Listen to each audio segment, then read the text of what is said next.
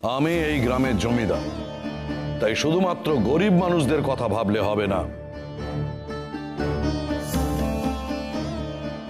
বাকি যাদের শান্তি চলে গেছে আপনার জন্য আমাকে তাদের কথাও ভাবতে হবে।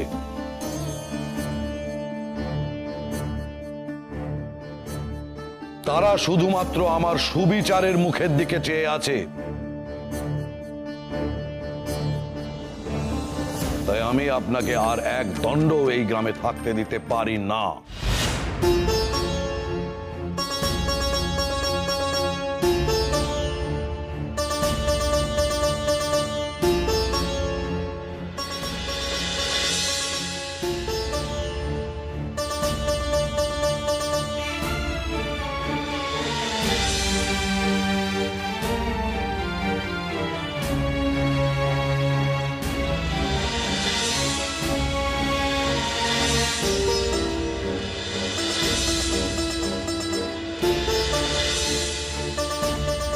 জমিদার বাবু, দয়া করুন, সাধু বাবারে তাড়াবেন না।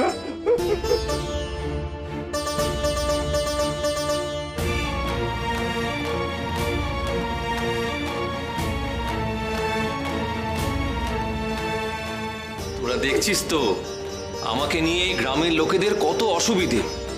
দেখ বাবা, আমি এসেছি মানুষের মঙ্গল করতে, আর আমায় নিয়ে মানুষ যদি অসুবিধায় পড়ে যায় তা কি হয় রে? বাবা বাবা, আপনি চলে গেলে আমরা বড় বিপদে পড়ে যাব বাবা।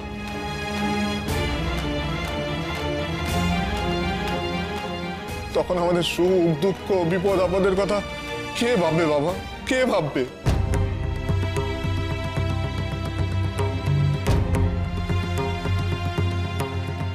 আমাদের তো আবার গাঁ ছাড়া হতে হবে বাবা। আপনি ওদের সুবিধার কথা ভাবছেন আর আমাদের বিপদের কথা ভাবছেন না।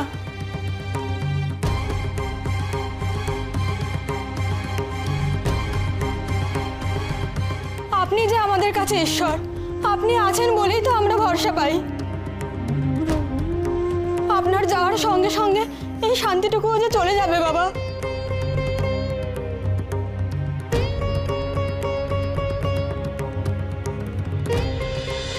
লোকনাথ আপনার স্মরণে এসেছে,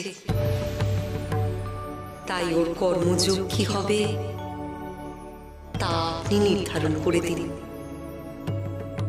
রণে বনে জলে জঙ্গলে তুই ভৈরব মানুষের রক্ষা কর, আর্তে ত্রাণ কর, বিপদগ্রস্তকে রক্ষা কর।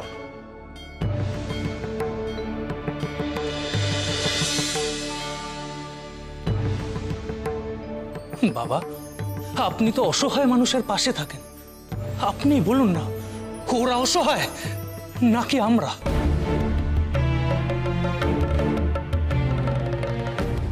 অসহায় তো সবাই রে। ওই যে ভৈরবী, দেখ সেও আজকে অসহায়।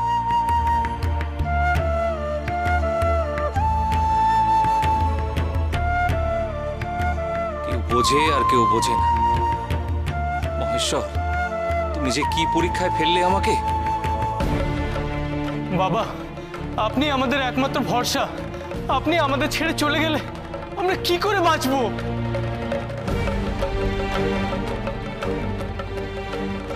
তোমার সহায় আমিও হারাতে চাই না। ঈশ্বর, তোমার পায়ে আমিও যদি শেষ নিঃশ্বাস ত্যাগ করতে পারতাম, চির শান্তি পেতাম।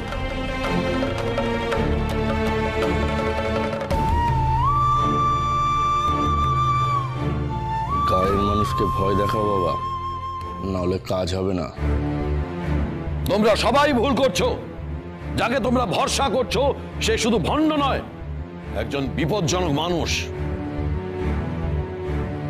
যিনি নিজের স্বার্থে কাউকে হত্যা করতেও পারেন।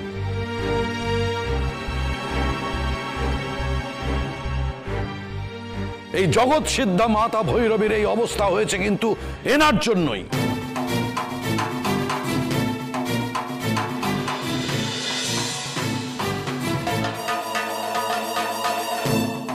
তাই বলছি উনি সবার জন্যই বিপজ্জনক।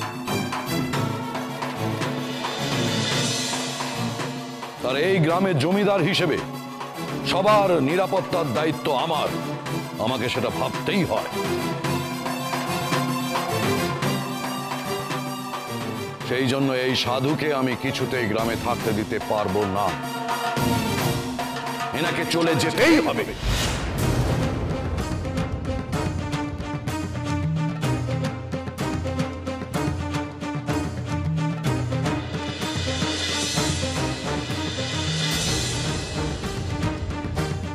জমিদার বাবুর হুকুম যে মানবে না তাকে শাস্তি পেতে হবে, মনে রেখো।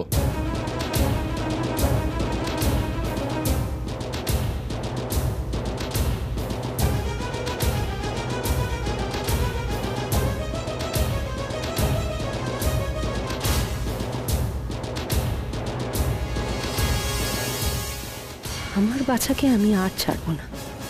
আর আমি এটাও জানি জমিদার বাবুর হুকুমের উপর দিয়ে কার হুকুম যেতে পারে।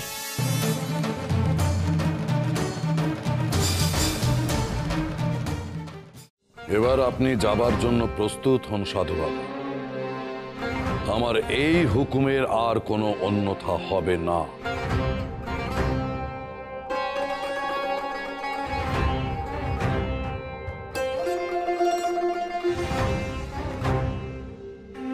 মহেশ্বর যা চাইবেন তাই হবে, ওনার আদেশের কোনো অন্যথা হয় না রে।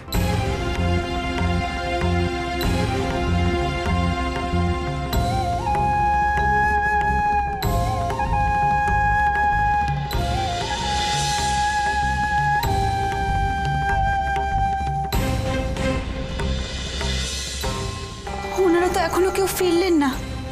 আমার যে বড় ভয় করছে। সত্যি সত্যি সাধু বাবাকে ওনারা গ্রাম থেকে তাড়িয়ে দেবেন না তো? তা যদি করেন খুব ভুল করবেন জমিদার মশাই। ওনারা মানতে না চাইলে আমরা তো জানি সাধু বাবা স্বয়ং ভোলানাথ। তাই ওনাকে গ্রাম থেকে তাড়ানো মানে ঈশ্বরকে তাড়ানো। তাহলে যে গায়ের অনেক বড় অকল্যাণ হবে। ওনারা কেন এটা বুঝতে চাইছেন না? আর ওই ভৈরবী, উনি তো সাপটি বাবাকে মারতে গেছিলেন গিন্নিমা। তার শাস্তি তো উনি পেয়েছেন। জমিদার বাবু যদি কোনো বড় ভুল করেন তার শাস্তি তো এই পরিবারকে পেতে হবে। ঠাকুর, তুমি ওনার সুবুদ্ধি দাও। এই পরিবারকে তুমি এই মহাপাপের হাত থেকে রক্ষা করো, রক্ষা করো। গিন্নিমা, গিন্নিমা যেভাবেই হোক গায়ের মানুষদের সর্বনাশের হাত থেকে আপনি বাঁচান। কি হয়েছে কমলা? জমিদার মশাই আর গুরুদেব দুজনেই বাবাকে গাঁ ছেড়ে চলে যেতে বলেছেন।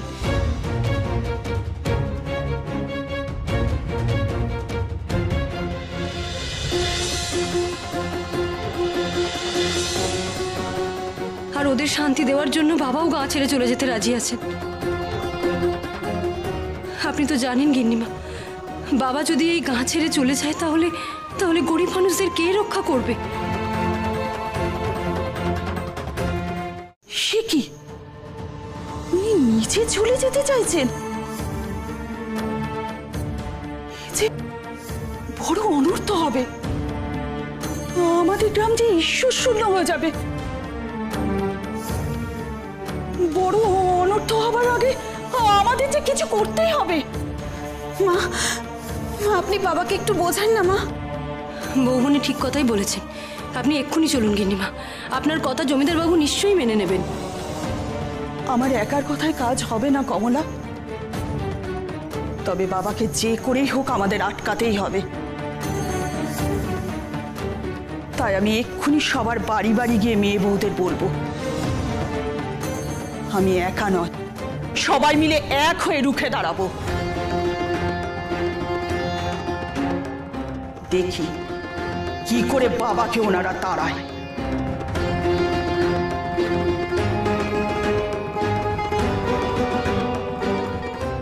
আমার যাওয়াই বল আর আশাই বল, সবই মানুষের মধ্যে যে ঈশ্বর থাকে তার ইচ্ছেতে হয়। সেই ইচ্ছে আমাকে পূর্ণ করতেই হবে রে। তাই যদি হয় বাবা, তাহলে আমরা কেউ চাই না যে আপনি চলে যান। আমরা বলতে তুমি কাদের বোঝাচ্ছ ডেঙ্গু? এই তো গরিব পাড়ার কজন আর তুমি, কিন্তু এই গাঁয়ের বাকি সবাই কি চায় সেটা কি তুমি জানো?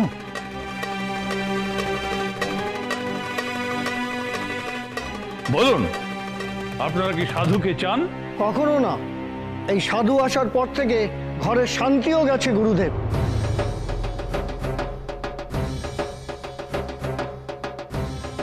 তা আপনাদের অভিমত কি?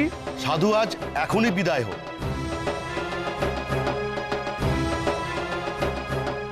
না হলে এ গায়ে আমাদের থাকাটাই তো দায় হয়ে উঠেছে। আমাদের দয়ায় থাকা ওই গরিবেরা মাথায় উঠেছে শুধুমাত্র ওই সাধুর জন্য। সাধুকে চলে যেতে বলুন।